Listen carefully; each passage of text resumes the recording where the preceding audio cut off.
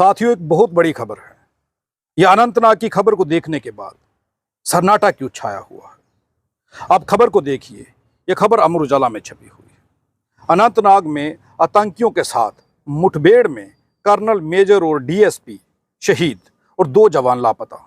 आतंकवादियों की तलाश की जा रही है। साथ में यह लिखा हुआ है कि आतंकवादियों को अब कश्मीर में छुपने के लिए स्थानीय लोगों का समर्थन नहीं मिल रहा। लेकिन यह खबर मैं आपको क्यों दिखा रहा हूं, दिखाने का कारण क्या है, आप सबके सामने यह खबर लाने का कारण क्या है। सबसे पहली बात कि देश के जवान शहीद कैसे हुए, ये घर कैसे उजड़े, इनकी पत्नियां विधवा कैसे हुई, शहादत पाने के बाद इनकी माओं के दिलों पर क्या बीत रही हो। इन खबरों को आप टीवी चैनल्स पर, न्यूज़ पोर्टल्स पर और अखबारों में देख रहे हैं। लेकिन इनके हक में कौन खड़ा हुआ, इनके परिवारों की आवाज और इनकी शहादत का हिसाब सरकार से मांगने वाला कौन है? कोई पूछने वाला नहीं। ऑपोजिशन बात करती हुई नजर नहीं आ रही। अब कौन सवाल उठाएगा कि इन शहीदों को इंसाफ कैसे मिलेगा? कब तक शहीद होंगे देश के जवान? आरटीआई एक्टिविस्ट राजकुमार फिर हमारे साथ हैं। और सबसे बड़ी बात कि इन जवानों की शहादत को लेकर के जंतर मंतर पर जम्मू अधिकार मंच के चेयरमैन हैं आरटीआई एक्टिविस्ट राजकुमार। ये जंतर मंतर पर भूख हड़ताल पर जा रहे हैं। सरकार से जवाब मांग रहे हैं कि इन जवानों की शहादत कैसे हुई, ये जान लेते हैं। बहुत बहुत स्वागत है सर हमारे प्रोग्राम में। संसार जी, सबसे पहले देश प्रथम जी। मैं कौन, संसार जी कौन, नरेंद्र मोदी जी कौन, ये बाद में। कंट्री फर्स्ट जी। मेरा और आरटीआई न्यूज के सब परिवार की तरफ से इन महाभारत भारती के शूरवीरों की शहादत को सत सत प्रणाम। आज मैं आपके साथ खड़ा हूँ। 17 दिन जेल में अनशन किया। वो मेरी एक निजी लाइफ है, मैं उसकी परवाह भी नहीं करता हूँ, क्योंकि देश हित में कार्य करें तो फिर जेल से नहीं डरना चाहिए जी। जो भारत माता ने 4 शूरवीरों को खोया है, शायद वो 17 दिन 18 दिन की भूख हड़ताल में भूल जाता, लेकिन ये शहादत मैं नहीं भूल पा रहा हूँ आज भी। 12 तारीख की जमानत के बाद, मैं छूटने के बाद मैं नहीं भूल पा रहा हूँ सच में। उसका कारण क्या रहा है? शहादत जो है वो 13 तारीख को अनंतनाग में मुठभेड़ में हुई है। लेकिन मैं 2005 से लेके आज तक और इस एपिसोड से पहले 2 जनहित याचिकाएं before the article 32 supreme court और 226 हाई कोर्ट के मुख्य न्यायाधीशों से पूछ रहा हूं। इसमें डॉक्यूमेंट लगा हुआ है सुप्रीम कोर्ट का 25 अगस्त 2023 का। उसमें उन्होंने कहा है कि इंक्वायरी जो है वो एनआईए को कंडक्ट की जा रही है। जी। मैं सरकार से पूछ रहा हूं, कोर्ट से पूछ रहा हूं कि 2005 में आपने 6 आतंकवादी नगरोटा से पकड़े, बिना एफआईआर एसडीपीओ की रिपोर्ट के आपने वो मिलिटेंट 3 लाख की नकदी बोलेरो गाड़ी के साथ पकड़े, वो कहाँ गए? और एफआईआर क्यों नहीं दर्ज हुई? वो मिलिटेंट कहाँ है आज? वो 6 के 6 मिलिटेंट आज जो है वो तब से लेके आज तक कितने लोगों की शहादत कर चुके हैं, उसका जवाबदेही करें। अब ये सवाल उठा जब मैंने सुप्रीम कोर्ट में पिल फाइल की, तो वहां पे दोनों पिल्ले जो है, पता नहीं, मुझे नहीं इस बात का पता है कि जो honourable chief justice of the state as well as supreme court article 32 और 226 के तहत कार्रवाई कर रहे हैं। डॉक्यूमेंट आया तो अंडरस्टूड बात है, कर रहे हैं। लेकिन मीनवाइल इन्होंने मेरे के ऊपर एक fake FIR bye the name of the chief justice of Jammu and Kashmir high court. It is very shameful for judiciary.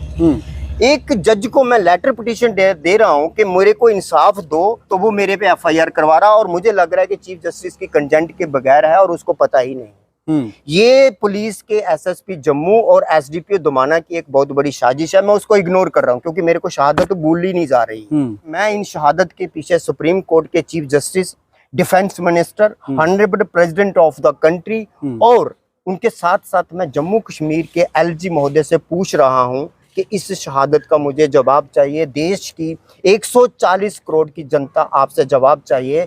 एक ऑफिसर को तैयार करते हुए सरकार को, देश को कितना पैसा खर्च करना पड़ता, और एक माँ ने बेटा खोया, एक विधवा ने पति खोया, एक बच्चे ने बाप को खोया।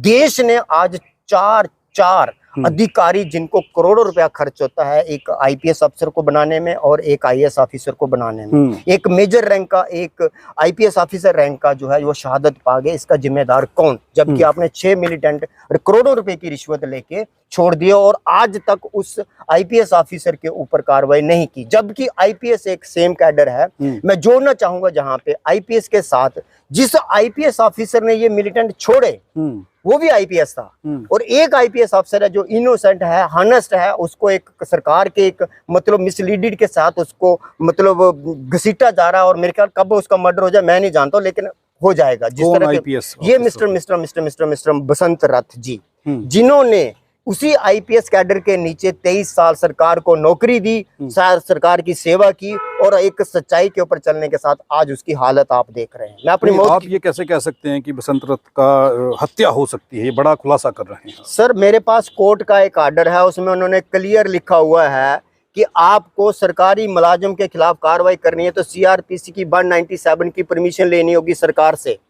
आज मैं जेल के अंदर लेके चलता हूं आपको, 500 सरकार का मुलाजिम बैठा हुआ without permission of the government under CrPC 197। एक आदमी के लिए कानून कैसे आप बना सकते हैं जबकि 500 बंदा सरकार का मुलाजिम अंदर बैठा हुआ, उनकी परमिशन कहाँ है 197 की? बसंत रथ के खिलाफ आपने 2 एफआईआर लगाई, 506 के वारंट आपने जारी किया कश्मीर से। यहाँ पे आपने 2018-19 में उनके खिलाफ एक एफआईआर लॉन्च की है गांधीनगर थाने में। मुझे ये बताइए उसकी 197 की परमिशन आपको किसने दी? अगर वो इनोसेंट नहीं है तो फिर बताइए 197 की परमिशन कहाँ है उसकी? और मैं आपको कोर्ट का ऑर्डर देता हूँ जिसमें जज ने लिखा विदाउट 197 आप किसी भी सरकारी मुलाजिम के खिलाफ कार्रवाई नहीं कर सकते। एक आदमी के खिलाफ 2 कानून कैसे लागू करते हैं? लेकिन एक सवाल ये है कि आपने ये दावा किया है कि 2005 में जिन आतंकवादियों को छोड़ा गया, कोई प्रूफ है इसका, कोई सबूत है इसका? आप दावा कर रहे हैं, वो बड़ा दावा, और मतलब पुलिस प्रशासन पर आपने ये सवालिया निशान खड़े कर दिए। संसार जी, मैंने पिछली बार भी कहा था, आज भी कह रहा हूँ, मैं जब भी कोई बात करता हूँ मैं एविडेंस के ऊपर बात करता हूँ। हिंदुस्तान के अंदर कॉन्स्टिट्यूशन है, कॉन्स्टिट्यूशन के अंदर कॉन्स्टिट्यूशन बेंच है मैक्सिमम 7 जजों की। उसके साथ साथ आर प्लेटफॉर्म के साथ अगर आपने माइक पकड़ा हो तो आपके पीछे भी एक प्लेटफॉर्म है, उसका नाम है प्रेस काउंसिल ऑफ इंडिया। ये मैं आपकी जानकारी के लिए बता रहा हूँ, आपको थ्रेटन नहीं कर रहा हूँ, आपकी जानकारी के लिए बता रहा हूँ। मैं अगर खड़ा हूँ, मेरे पीछे कॉन्स्टिट्यूशन खड़ा है, मेरे पीछे सीआरपीसी खड़ी है, आईपीसी खड़ी है, इन्वेस्टिगेशन एजेंसियां खड़ी हैं। अगर मैं उनको एविडेंस दे रहा हूं, मैंने आर्टिकल 32 के तहत before the honourable chief justice supreme court एक अपील फाइल की है, तो वो आर्टिकल 32 में क्लियर है कि वो कंट्री का मुद्दा है और अगेंस्ट कंट्री है, तो मैंने एविडेंस दिया है। अगर अखबार के बीच में चला, सुप्रीम कोर्ट की कॉन्स्टिट्यूशनल बेंच का एक जजमेंट है कि अगर अखबार की कोई भी स्टोरी जो है, जहाँ कोई भी खबर जो है वो फेक पाई गई, तो उसका जिम्मेदार वो चीफ एडिटर होगा, ना कि व्यूअर होगा, ना कि रीडर होगा। प्रेस काउंसिल ऑफ इंडिया की गाइडलाइन के मुताबिक ये एक स्टोरी है। उसके बाद मैंने एक आरटीआई फाइल की इसी नाम से, राइट टू इंफॉर्मेशन नाम के, एसडीपीओ नगरोटा में, कि ये 6 मिलिटेंट इस खबर के मुताबिक आपने पकड़े हैं, मुझे इनकी एफआईआर दे दो। उन्होंने कहा कि इसकी एफआईआर नहीं है। मैंने कहा अगर ये एफआईआर नहीं है तो आप इसमें मेंशन कीजिए this story of the newspaper is totally be faked, then I will be take action against the newspaper and mainly newspaper of the state. So बात ये है कि ये खबर जो है ये एविडेंस है, और इस खबर के पीछे ये 101% है, ये 6 मिलिटेंट करोड़ों रुपए की रिश्वत लेके एक आईपीएस ऑफिसर ने ही छोड़े थे। और आईपीएस ऑफिसर जो है वो आज जम्मू कश्मीर पुलिस के अंदर सर्विस दे रहा है। मैं अभी उसका नाम अपोज नहीं करूंगा, लेकिन वो एक बहुत बड़े ओहदे पे है। और पिछले जब वो जम्मू के अंदर एसएसपी था तब से लेके आज तक, मैं तो वैसे हरास तो पिछले 25 सालों से हो रहा हूँ। मेरी लाइफ स्पॉइल्ड हो गई, बट मैंने पहले कहा कि कंट्री फर्स्ट। मेरी शादी नहीं हुई, मेरे माता पिता जी का मर्डर हुआ, मैं तब भी हारा नहीं। मेरे को 3 बार बिना मतलब के जेल डाल दिया, फेक एफआईआर लॉन्च करते हैं और मुझे जेल डाल देते हैं। अभी मैंने 18 दिन इस गर्मी के मौसम में बिना पानी और बिना रोटी के अम्फला जेल में रखा, फेक एफआईआर के ऊपर। Without consent and bye the name of the chief justice. Fake FIR क्या होती है साहब? बिना एफआईआर के, अगर आप कह रहे हैं एफआईआर फेक थी तो आपको जेल में फेक के साथ आप फाल्स जोड़ लीजिए ना। डेफिनेशन तो एक ही है। साढ़े डोगरी की कहावत है, 3700 3500 लख बशकार गाँव। मतलब फेक और फाल्स का ये मतलब कि आप एफआईआर लॉज कर रहे हैं by the name of the chief justice. आज तक आपने कभी सुना है executive magistrate to chief justice of platform या हाई कोर्ट होगा या चीफ जस्टिस ऑफ कंट्री को कभी उन्होंने अपने नाम पे एफआईआर दर्ज की है?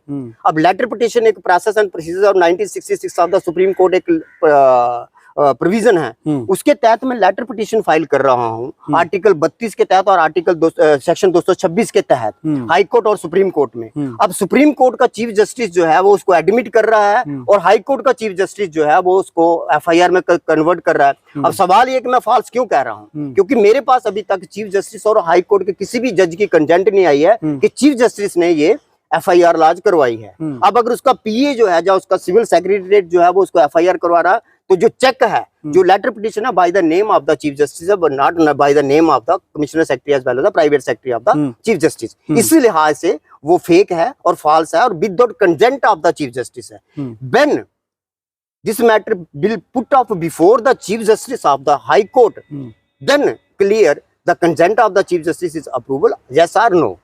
Otherwise it complaint FIR 228 of 2023 is totally be faked and false. हो सकता है ये खबर चलने के बाद आज शाम को ही आपको उठा लिया जाए। सर वो हो सकता है, मे भी पॉसिबल।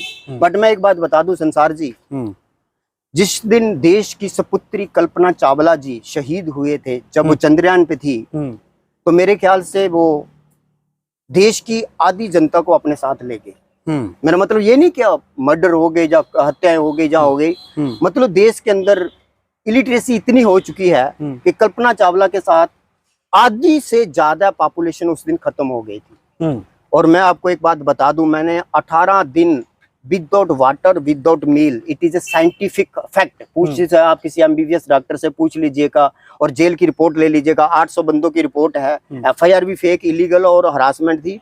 18 दिन बिना रोटी पानी के आप अनशन पे थे और आपके सामने तीसरे दिन मैं खड़ा हूँ और जेल में भी मैं वैसा ही चलता था जैसे मैं आज चल रहा हूँ। जिस दिन मेरी हत्या हुई, करवाएगी जम्मू कश्मीर की सरकार, जम्मू कश्मीर की जुडिशरी और जम्मू कश्मीर की पुलिस ही, तीसरा कोई नहीं करवाएगा। और डेलिबरेटली मैं जुडिशरी का नाम इसलिए रहा हूँ, जुडिशरी जो है वो करप्शन का हब बन चुकी है। लेकिन आज जो मेरा इशू है वो ये है, जिस दिन मेरा मर्डर हो गया उस दिन देश की 70 से 75 करोड़ की जनता जो है वो शहादत पे होगी और खत्म हो जाएगी। ये कैसे कह सकते हैं? मैं कह रहा हूँ, आप मेरा आज मर्डर करवा के देख लीजिए, आपको 50% पॉपुलेशन ऑफ द कंट्री आपको एक्सपायर्ड मिलेगी, करके देख लीजिए। अच्छा, मुझे एक चीज और बताइए, आप इतने बड़े खुलासे कर रहे हैं, आराम से जिंदगी जी सकते हैं, क्या परेशानी है आपको? आप भी एक आरामदायक जिंदगी, एक आम शहरी की तरह जिंदगी जी सकते हैं, फिर ये इतने बड़े बड़े मुद्दे और इन मुद्दों में इन्वॉल्वमेंट क्यों रखना चाहते हैं अपनी? संसार जी, मैंने आपको पहले कहा, हर इंसान ये कहता है कि अपनी ज़िंदगी जीना चाहता हूँ, मुझे किसी के लफड़े में पड़ने की क्या ज़रूरत है, लेकिन आप उन सब मामलों में अपनी, मैं सीधे कहूँगा कि टांग अड़ा रहे हैं, जिनमें आपकी जान को खतरा हो सकता है और आपको सबूत पेश करना पड़ेंगे शायद, जो आप नहीं कर पाएंगे। सर मेरे पास इस टाइम 10,000 पेज का डोजर जो है वो ऑनलाइन है। आज की दुनिया में साइंस ने, टेक्निक ने इतनी तरक्की कर ली है, अगर कोर्ट के अंदर, मैं चैलेंज कर रहा हूँ, ओपन चैलेंज कर रहा हूँ कि कोर्ट के अंदर दम है तो लाइव टेलीकास्ट के आ जाइए और अटॉर्नी जनरल को खड़ा कर लीजिए, बड़े से बड़ा वकील खड़ा कर लीजिए। डीसी रैना को मैं बरी कोर्ट के अंदर चैलेंज करके आया था। उसके बाद मेरे पे पहली एफआईआर, जो 45 साल के बाद क्रिमिनल एफआईआर लॉन्च हुई थी, जो माता वैष्णो देवी का इश्यू था 1470 करोड़ रुपए का।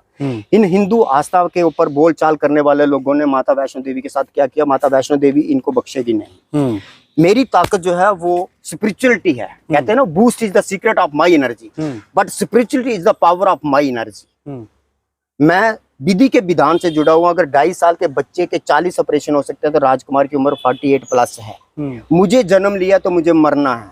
मरने का काज ऑफ डेथ जो है वो कुछ भी हो सकता है, लेकिन मैं उस परम पिता परमात्मा की दृष्टि के निजाम से और देश के संविधान के निजाम से मैं अपने आप को कभी भी एक इंसानियत से और एक चींटी से बड़ा नहीं समझता हूँ। जेल के अंदर भी मैंने सेवा की है, मैं 3 बार जेल गया हूँ और तीनों एफआईआर जो वो मेरे पे फर्जी थी, फाल्स थी। आज तक 2018 से लेके आज तक ट्रायल शुरू नहीं हुआ, क्योंकि होगा कैसे? जब कोर्ट में जाते तो वकील हमला कर लेते हैं, उनको पता है एविडेंस नहीं है, बिना एविडेंस के खारिज हो जाएगा। वकील आप पे हमला क्यों करेंगे? देखिए, कोर्ट से इंसाफ मिलता है, लेकिन कोर्ट को कटघरे में खड़ा कर रहे हैं। वकील मेरे से इसलिए खिलाफ है क्योंकि जो जितनी भी मैंने आज तक पिल्लें फाइल की हैं, रिटें फाइल की हैं, मैंने इन पर्सन की हैं। संविधान मुझे इजाजत दे रहा है। अभी मेरी जो बेल हुई है, ये जो जिसकी मैं अभी अनशन की बात कर रहा हूँ, बेल के लिए मेरे से 30,000 रुपये ले लिया और अंदर लीगल सर्विस कमेटी का जो सेक्रेटरी है वो फर्जी वकालतनामे साइन कर करके को सरकार से पैसे लेते जा रहा है। ये भी एक स्कैम आ रहा है लीगल सर्विस कमेटी का, बहुत जल्दी। मेरे पास तो स्कैम की ढेर लगी हुई है, इतने स्कैम है। मैं रोज का एक स्कैम सरकार को दूं तो इन्वेस्टिगेशन एजेंसियां जो है वो रोटी खाना भूल जाएंगी। अच्छा, मेरा ये जिस मुद्दे पर हम बात कर रहे थे उससे हट गए हैं हम। ये जो हमारे देश के जवान, हमारे ऑफिसर शहीद हुए हैं, आपने ये दावा किया है कि ये उन्हीं आतंकवादियों द्वारा इनकी हत्या की गई है और ये शहीद हुए हैं जो आतंकवादी 2005 में आपके मुताबिक छोड़े गए थे। हम कैसे मान लें कि ये वही आतंकवादी हैं जिन्होंने ऐसा किया था? हो सकता है कि उन आतंकवादियों का पुलिस ने इनकाउंटर कर दिया हो, उन आतंकवादियों को पुलिस ने मार दिया हो। संसार जी, जब आपके पास डॉक्यूमेंट आ रहा है, एसडीपीओ नगरोटा रिटन में दे रहा है कि आपने एफआईआर इलाज नहीं की है, तो इसका मतलब सीधा सीधा क्लियर है कि आपने अरेस्ट करके छोड़ दिए। अब वो आपकी कस्टडी में तो नहीं है ना, जाके आपकी कस्टडी में बैठे हुए हैं। अगर आपकी कस्टडी में तो इट मींस कि आपने उनसे पैसा खाया है। आप मुझे जवाब तो दो ना। आपका डॉक्यूमेंट कह रहा है कि आपने 6 मिलिटेंट पकड़े हैं। आप देश के संविधान को मतलब क्या समझते हैं? प्रेस काउंसिल ऑफ इंडिया क्या है? वो ऐसे सरकार ने एक कमीशन में ढाके बैठा रखा है क्या? आप एक न्यूज़पेपर छापते हैं, chief justice of supreme court ने एक जजमेंट पास की है कि अगर स्टोरी जो है वो फेक पाई जाती है तो उसके लिए चीफ एडिटर जो है वो लायबल है। तो फिर आप कार्रवाई कहाँ करते हैं? आप एक छोटा सा आदमी उसको पकड़ के कभी किसी को किसी मामले में पकड़ के ले जाते हैं, कभी किसी को किसी मामले पर पकड़ ले जाते हैं। एक आईपीएस ऑफिसर है बसंत रथ, उसको आपने सस्पेंड कर दिया, डिसमिस फ्रॉम सर्विस कर दिया 23 साल की सर्विस के बाद। दूसरा आईपीएस ऑफिसर है, वो करोड़ों रुपए की रिश्वत खा के और उसी कैडर के नीचे आज भी उसी प्लेटफॉर्म पे घूम रहा है। आज आर्टिकल 32 के तहत supreme court registrar supreme court clear कह रहा है inquiry conducted to the NIA, but when? आप मुझे ये बताइए, इंक्वायरी करवाना किसका काम है? मीडिया का काम है, मेरा काम है? ये इन्वेस्टिगेशन का काम है। आर्टिकल 32 के तहत करोड़ों पिल्लें आपके पास सुप्रीम कोर्ट में पड़ी हुई है। तो सेक्शन 226 के तहत करोड़ों पिल्लें आपके पास पड़ी। ये मेरा घर का मुद्दा नहीं है, ये मिलिटेंट मेरे अपने नहीं है। ये मिलिटेंट जो है देश के खिलाफ है, देश की शान बान के खिलाफ है। इनको नहीं छोड़ना चाहिए था, लेकिन इसकी सच्चाई के पीछे जाना चाहिए। 6 मिलिटेंट आज की तारीख में कहाँ है? और 6 मिलिटेंट जो है वो जिंदा हैं। और मैं आपको ये कलीरे बता दूं, मैं ये जो शहादतें 4 हुई हैं, देश ने आधी जनता को खोया है। एक मेजर को तैयार करते हुए, एक आईपीएस ऑफिसर को तैयार करते हुए सरकार के दांत जो हैं वो सफेद हो जाते हैं, दांत तो के नीचे पत्थर आ जाते हैं। 4 कैजुअल्टी हुई हैं। मैं 20 और 25 के बीच कभी भी अनशन पे जाऊंगा और जंतर मंतर पे जाऊंगा। सरकार से, न्यायपालिका से और माननीय महोदय राष्ट्रपति जी से अपनी ग्रीवेंस जो जम्मू कश्मीर की पुलिस ने फर्जी और फेक एफआईआर लॉन्च करके दवाई और उसमें फर्जी रिपोर्ट फाइल करके भेजी है राष्ट्रपति भवन में, मैं माननीय महोदया द्रौपदी मुर्मू जी से रिक्वेस्ट करूंगा और अनशन करके ये उजागर करवाऊंगा कि एसडीपीओ धुमाना और एसएसपी चंदन कोहली से वो रिपोर्ट जो है वो वापस लेके और उसकी सीबीआई या एनआईए से जांच करवाई जाए और ये तत्कालीन इन दोनों लोगों को, एसडीपीओ धुमाना और एसएसपी चंदन कोहली को, इनको डिसमिस फ्रॉम सर्विस किया जाए और इसकी इंक्वायरी जो है वो दोबारा कंस्टिट्यूट करवाई जाए। और ये जो 6 मिलिटेंट छोड़े हैं इसकी जांच प्रॉपर तरीके से एनआईए से करवाई जाए या सीबीआई से करवाई जाए और ये पता किया जाए कि जो एक ये यहाँ पे नेक्सस चल रहा है in between the police and the terrorist organisation, उसको अपोज किया जाए। और आज की तारीख में मैं मरने की बात नहीं है, मेरे ऊपर कितनी एफआईआर इलाज करेंगे। और आज की बात मैं आज आपके सामने बोल भी देता हूँ, मैं मेरे को सिर्फ और सिर्फ जम्मू कश्मीर की पुलिस जो है वो हरास कर रही है पिछले 25 सालों से। इन्होंने फर्जी डॉक्यूमेंट ये कैसे तैयार करते हैं? मेरे पास भंडार है 10,000 पेज का डोजर, मैं ऑन द स्पॉट टेबल पे रख सकता हूँ चीफ जस्टिस के। चीफ जस्टिस लाइव टेलीकास्ट करके आ जाए, मैं आपको 10,000 पेज का डोजर दूंगा अलॉन्ग विद एविडेंस और एक्नॉलेजमेंट के साथ में। लेकिन अगर मेरी हत्या हुई, या मेरे पे फेक एफआईआर लॉन्च हुई,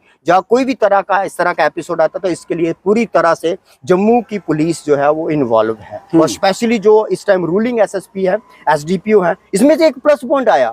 देखिए कि एफआईआर जो है वो लॉन्च की जा रही है by the name of the chief justice, और पुलिस स्टेशन दुमाना में मुझे अरेस्ट करने जा रहा है सिविल गाड़ी, सिविल एड्रेस में, और तीनों बंदे सिविल में, और वो जो जा रहा है तो वो जा रहा है किसी और पुलिस स्टेशन का। और मुझे ऐसे हवा में उठा के मेरे को रोड से उठाया, मेरा सामान उधर, मेरे सामान बैग के अंदर से कितनी कैश चली गई, कितना सामान चला गया, वो उधर ही रोड के ऊपर खड़ा रहा। ऐसा क्या पूछ लिया था आपने कि आपको उठाना पड़ गया? देखिए सर, मुझे खुद भी नहीं पता है। आरटीआई में तो उस एफआईआर का जिक्र ही नहीं। आरटीआई में तो क्लियर लिखा, इट मींस कि जो इन्होंने मुझे इन्फॉर्मेशन दी है वो फेक है। आरटीआई में 23 जुलाई को आप एफआईआर लॉन्च कर रहे हैं 228 पीएस दुमाना अंडर सेक्शन 469, 500 और 504 by the name of the chief justice. मैंने चीफ जस्टिस से ऐसा क्या पूछ लिया? मैंने उसको letter petition is the document of the judiciary. वो ये डॉक्यूमेंट है कि मैंने एक जनहित याचिका फाइल की है कि ये 6 मिलिटेंट आपने पकड़े हैं, मुझे इसकी इंक्वायरी करवा के दीजिए कि ये 6 मिलिटेंट गए कहाँ हैं। उसके ऊपर मैंने उनको अगर एक मतलब लेटर पिटिशन के साथ 10 चेक दे दिए। चेक 138 एनआईए में पहले भी कह रहा, तो वो चेक बाउंस थोड़ी हुआ है। जा तो आप लगाए हैं तो आप मेरे से इंक्वायरी करें ना। आप इंक्वायरी करने का एक तरीका होता है। चीफ जस्टिस जो पुलिस से क्यों इंक्वायरी कर रहा है, और पुलिस जो इंक्वायरी कर रही है मेरी, उसमें उन्होंने क्या कहते कंटेंट कहाँ से ले ली? जबकि मैं एक लेटर लिख रहा हूँ, तो जब मैं लेटर लिखता हूँ तो मेरा सेंडर का एड्रेस होता है। आप मेरे बैंक में गए, बैंक से आपने स्टेटमेंट ले ली, आप कह रहे हैं आपके बैंक में इतना पैसा नहीं है। मैंने कहा तो आप चेक बाउंस हुआ क्या? आप बात मेरे अकाउंट में कितना पैसा, मैं ब्लैकमेलर थोड़ी हूँ। मेरे पास पैसा आएगा कहाँ से? मैं रोटी कैसे खा रहा हूँ मुझे पता है। ये मेरे पास पैसा होगा कहाँ से? मतलब आज की तारीख में आप 7 लाख टैक्स पेयर माफ है, आपको संविधान कह रहा है कि आप 7 लाख रुपए कैश लेके चल सकते हैं। मेरे खाते में तो 2-2.5 हजार रुपए, बड़ी मुश्किल से 20,000 रुपया होगा, वो पड़ा हुआ है। आप लोगों को इंसाफ कितना दे रहे हैं मुझे ये समझ नहीं आ रहा है। जहां तक मेरी अपनी जुडिशरी और नॉलेज और आपके आशीर्वाद से, जो परमपिता परमात्मा के आशीर्वाद से, भाई गुरु जी की कृपा से जो मेरा नॉलेज कह रहा है, ये जो एफआईआर लॉन्च की गई है it is totally out of the content of the chief justice. अगर ये ट्रायल में आती है, मैं तो अनशन पे जा रहा हूँ, मैं उस मुद्दे को भूल चुका हूँ, मैं इस शहादत पे जा रहा हूँ। मैं बहुत जल्द मैं सोनीपत पानीपत में जाके इस फैमिली से भी मिलूंगा, और जंतर मंतर में जाके मैं अनशन करने जा रहा हूं कि ये जो शहादतें 5-4 हुई हैं, दो लापता हैं जवान, जो दो भी लापता हैं, मुझे बहुत पीड़ा है। और मैं माननीय महोदय chief justice, honourable president of India और माननीय महोदय डिफेंस मिनिस्टर और प्राइम मिनिस्टर ऑफ इंडिया से पूछना चाहूंगा कि 2005 से लेके इन 6 मिलिटेंटों ने आज तक कितनी हत्याएं और कितने देश के शूरवीरों को शहादत में तब्दील किया है। मुझे आपसे जवाब चाहिए। मेरे पे एफआईआर की बात नहीं, अगर हत्या हो जाती है तो इसके लिए पूरी तरह से जम्मू कश्मीर की पुलिस और जुडिशरी इन्वॉल्व है। तो कब जा रहे हैं आप जंतर मंतर? देखिए मेरा अभी मैं 18 दिन के अनशन बिना रोटी और पानी की थोड़ा सा ट्रीटमेंट मैंने लिया है, जो मैंने अपने लेवल पे लिया है। तो अभी मैंने टाइम दिया है, कल ये मैंने आज फिर मैंने भेजा है। इसमें रजिस्ट्रार जो है सुप्रीम कोर्ट से, उनसे उन्होंने मुझे रिटन में दिया है कि एनआईए को कंडक्ट की जा रही है। बट मैं चाहता हूं कि इसकी जो प्रॉपर इन्वेस्टिगेशन है वो under the conferencing, video conferencing हो, या फिर उसमें वीडियोग्राफी या फिर लाइव के तहत हो, क्योंकि ये एविडेंस मिटाने का काम जो है वो इन्वेस्टिगेशन एजेंसियां बहुत करती हैं। क्योंकि जिस आईपीएस ऑफिसर के ऊपर ये ब्लेम जा रहा है, अब मैं अभी नाम अपोज नहीं कर रहा हूँ, but is confirm it is IPS officer and ruling IPS officer. ये बहुत शातिर दिमाग का है और सरकार का एक बहुत ही करीबी आदमी है। मैं सरकार से नहीं पूछ रहा सरकार किसकी है, मुझे नहीं पता इससे। मैं देश के संविधान से पूछ रहा हूँ, और देश का संविधान जो है वो ये इजाजत देता है मुझे कि देश के खिलाफ आवाज उठाने वाले लोगों के खिलाफ कार्रवाई कोई भी करेगा।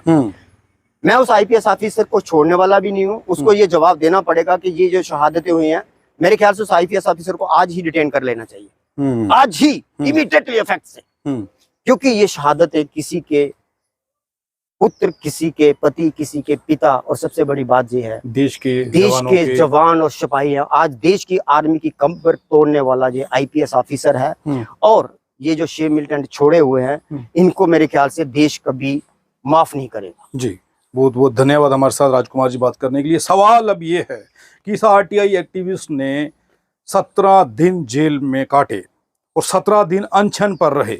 अनशन पर रहने का कारण क्या था वो हमने जानना चाहा। ये कहते हैं कि मेरी जान जाती है तो जाए, लेकिन देश के साथ दगा नहीं होना चाहिए, देश के जवानों की शहादतें नहीं होनी चाहिए। 6 मिलिटेंटों का इन्होंने जिक्र किया है, किन सबूतों के आधार पर जिक्र किया है वो भी हम आपको दिखा रहे हैं।